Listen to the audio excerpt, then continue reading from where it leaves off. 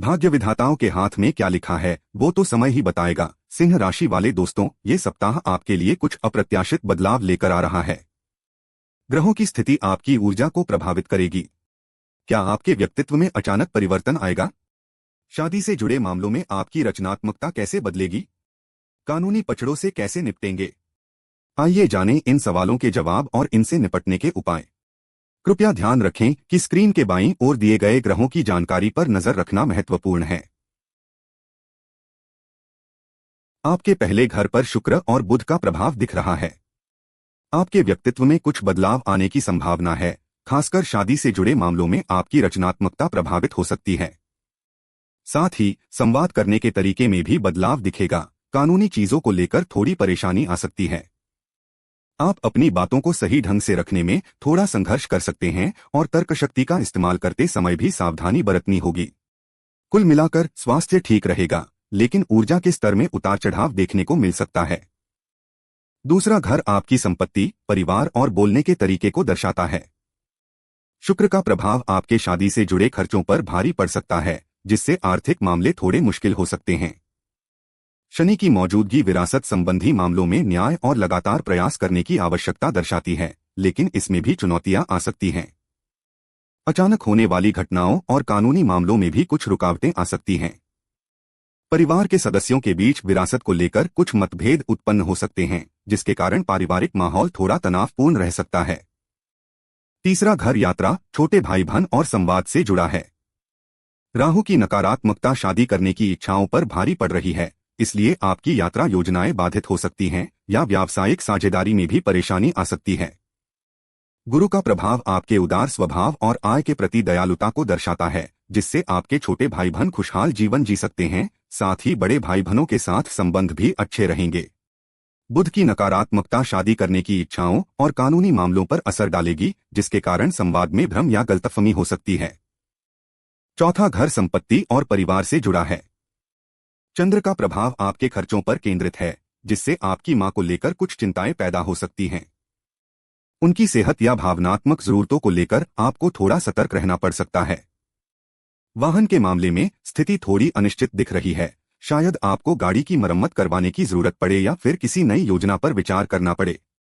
कुल मिलाकर घर का वातावरण थोड़ा तनावपूर्ण रह सकता है, लेकिन धैर्य रखने से सब ठीक हो जाएगा। यह समय मां और संपत्ति दोनों के लिए सावधानी बरतने का है। पांचवें घर में गुरु का प्रभाव आपकी शिक्षा पर कई तरह से असर डालेगा। आपकी समझदारी और आय के बीच संबंध बेहतर होने से पढ़ाई आसान होगी, जिससे ज्ञान भी बढ़ेगा।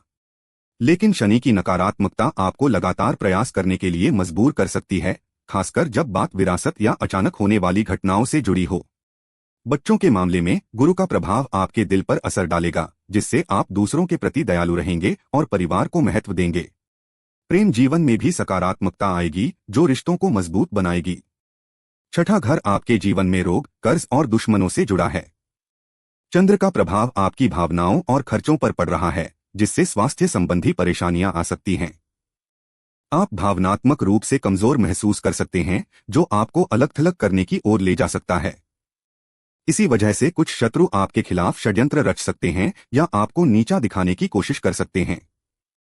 कर्ज के मामले भी उलझ सकते हैं और आपको तनाव दे सकते हैं। यह समय सावधानी बरतने और अपनी भावनाओं पर नियंत्रण रखने का है। सातवें घर में गुरु का अच्छा प्रभाव आपकी आय और इच्छाओं के प्रति उदारता को दर्शाता है, जिससे विवाह में सकारात्मक बदलाव आ सकते हैं। लेकिन शुक्र का नकारात्मक प्रभाव कानूनी मामलों से जुड़े विलासिता और संवेदनशीलता पर भारी पड़ सकता है, जो विवाह में तनाव पैदा कर सकता है। बुध का नकारात्मक प्रभाव संचार संबंधी मुद्दों को उजागर करता है, खासकर विवाह और कानूनी समझौतों के संदर्भ में। व्यावसायिक साझेदारी में भी संवाद की कमी से परेशानी हो सकती है। कुल मिलाकर यह घर विवाह, व्यावसायिक संबंध और कानूनी मामलों में उतार चढ़ाव दिखाता है। आठवें घर में शनि का प्रभाव आपके जीवन में अप्रत्याशित बदलाव लाएगा। परिवार की संपत्ति मिलने के मामले में आपको लगातार प्रयास करने होंगे, लेकिन रास्ते में बाधाएं आ सकती हैं। अचानक होने वाली घटनाओं से आप परेशान रहेंगे और कुछ रहस्य सुलझाने में कठिनाई महसूस करेंगे। न्याय के साथ किए गए प्रयासों पर ध्यान देना महत्वपूर्ण होगा, क्योंकि इससे स्थिति स्पष्ट हो सकती है। धैर्य बनाए रखना आवश्यक है, अन्यथा अनिश्चितता बनी रह सकती है। यह समय आपको जीवन के गहरे सत्यों को समझने का अवसर देगा। 9वें घर में गुरु का प्रभाव आपके जीवन में भाग्य और पिता से जुड़े मामलों को चमकाने की संभावना दिखा रहा है। आपकी समझदारी और ज्ञान के कारण आय के क्षेत्र में उन्नति होगी, जिससे भाग्य का साथ मिलेगा। आप अपनी इच्छाओं को पूरा करने के लिए बेहतर तरीके से सोच समझकर काम करेंगे, जिससे किस्मत आपका समर्थन करेगी। बड़े भाई बहनों के साथ आपके रिश्ते भी मजबूत होंगे, जो आपको पिता की तरह मार्गदर्शन देंगे। उच्च शिक्षा प्राप्त करने में भी आपकी समझदारी और ज्ञान सहायक होगा, जिससे आगे बढ़ने का मार्ग प्रशस्त होगा। 10वें घर पर शनि का प्रभाव आपके काम और समाज में आपकी पहचान को प्रभावित करेगा। विरासत से जुड़े मामलों में न्याय बनाए रखने में आपको कठिनाई महसूस होगी, जिससे आपके पेशे पर असर पड़ेगा। अचानक होने वाली घटनाओं के प्रति लगातार बने रहने की चुनौती मिलेगी, जो आपकी छवि को प्रभावित कर सकती है। रहस्यमय चीजों को समझने में भी परेशानी आएगी, जिसके कारण आपकी प्रसिद्धि धीमी हो सकती है। शनि का यह प्रभाव आपको धैर्य और दृढ़ता से काम करने की आवश्यकता देगा, ताकि आप अपने लक्ष्यों को प्राप्त कर सकें। 11वें घर में राहु का प्रभाव आपकी आय पर असर डालेगा, खासकर शादी से जुड़ी इच्छाओं को लेकर। शनि की मौजूदगी विरासत से जुड़े प्रयासों में रुकावटें ला सकती है, जिससे भी आय प्रभावित होगी। व्यापारिक साझेदारी के बारे में आपकी चाहत राहु के कारण मुश्किल हो सकती है। अचानक होने वाली घटनाओं और रहस्यमय मामलों में भी शनि का प्रभाव आपको परेशान कर सकता है।